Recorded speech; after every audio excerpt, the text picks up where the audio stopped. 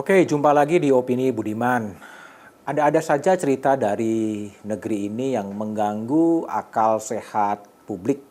Salah satunya setelah saya membaca berita Kompas 6 Desember 2023, ada berita berjudul DPR usul Gubernur Jakarta tak dipilih, ya.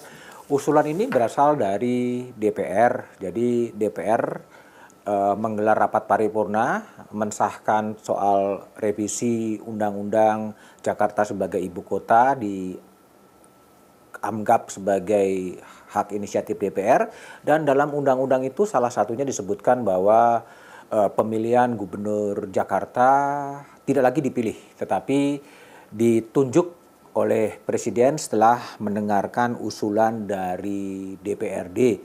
Saya katakan konyol adalah karena memang ini kan hak rakyat untuk memilih siapa pemimpinnya. Kenapa kemudian harus dipangkas? Kenapa kemudian harus dirampas dan diubah menjadi penunjukan oleh Presiden meskipun ada embel-embel setelah memperhatikan usulan DPRD. Hal-hal demikian ini sebenarnya bukan yang pertama terjadi, ya. Kalau kita juga melihat di berita Kompas di 27 September 2014, itu juga ada rapat paripurna DPR yang mensahkan revisi Undang-Undang Pilkada. Awalnya Pilkada itu dipilih oleh rakyat, kemudian dalam rapat paripurna DPR itu kemudian diubah, Pilkada dipilih oleh DPRD. Itu pada era akhir Presiden Susilo Bambang Yudhoyono. Sehingga berita Kompas di 27 September 2014 itu sangat lugas dengan menulis judul Warisan Buruk Rezim SBY. Warisan buruk itu adalah ketika di era SBY kemudian Pilkada diubah dari pemilihan rakyat menjadi pemilihan oleh DPRD. Kritik keras disampaikan oleh publik.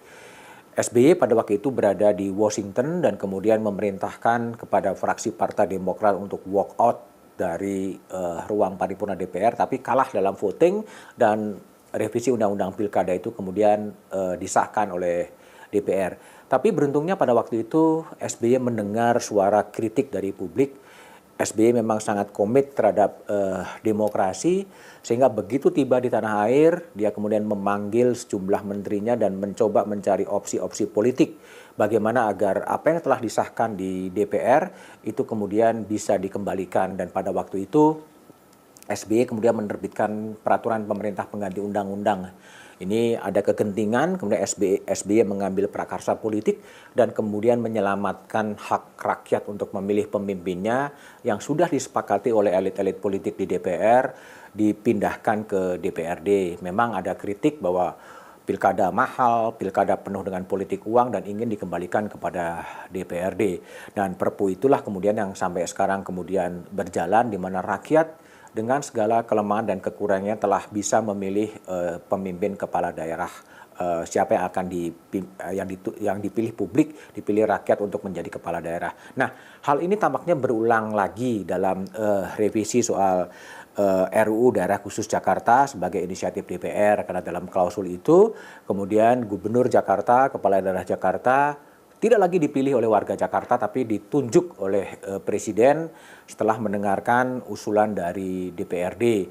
Dari fraksi-fraksi di DPR hanya satu fraksi yang menolak, yaitu Partai Keadilan Sejahtera.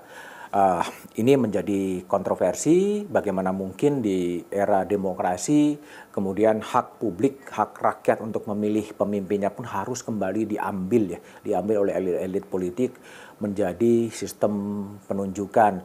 Nah, kita belum tahu bagaimana reaksi dari elit-elit politik di DPR dan juga pemerintah, karena menariknya adalah undang-undang inisiatif ini disepakati sebagai undang-undang inisiatif oleh DPR.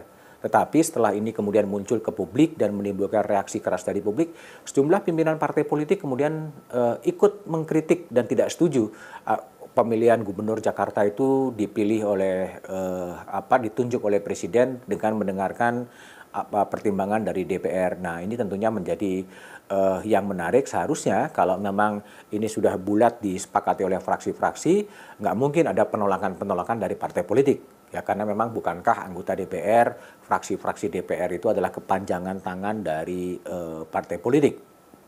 Nah, memang yang perlu dipertimbangkan adalah soal waktu ya.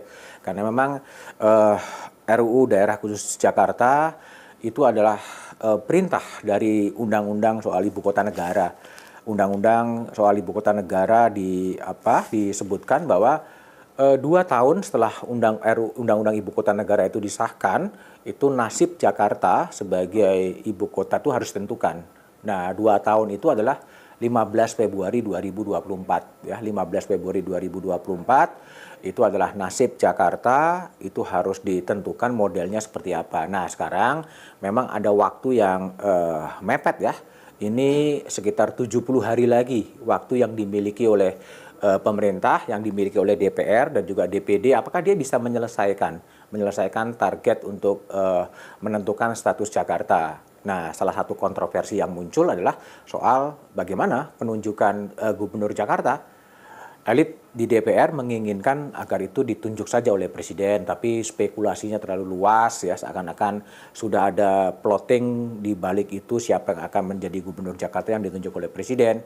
Sebaiknya memang dipertimbangkan betul agar rakyat yang hak rakyat untuk memilih pemimpinnya sebagai bentuk partisipasi politik rakyat tidaklah diambil oleh elit-elit di DPRD atau dialihkan ditunjuk saja oleh presiden, karena di era demokrasi itu adalah sebuah kemunduran yang luar biasa. Ya, kita lihat saja bagaimana perkembangannya, tapi saatnya masyarakat sipil juga harus bersuara ya terhadap gejala-gejala untuk mematikan dalam tanda petik demokrasi melalui berbagai regulasi-regulasi yang dibahas oleh DPR dan pemerintah, termasuk soal revisi Undang-Undang Daerah Khusus Jakarta yang mengatur bahwa Gubernur Jakarta itu tidak lagi ada hak bagi warga Jakarta untuk memilih, tetapi ditunjuk oleh presiden, diberhentikan oleh presiden dengan memperhatikan usulan dari DPRD Jakarta. Ya, sebaiknya tidak diambil, biarlah rakyat tetap bisa berpartisipasi secara politik untuk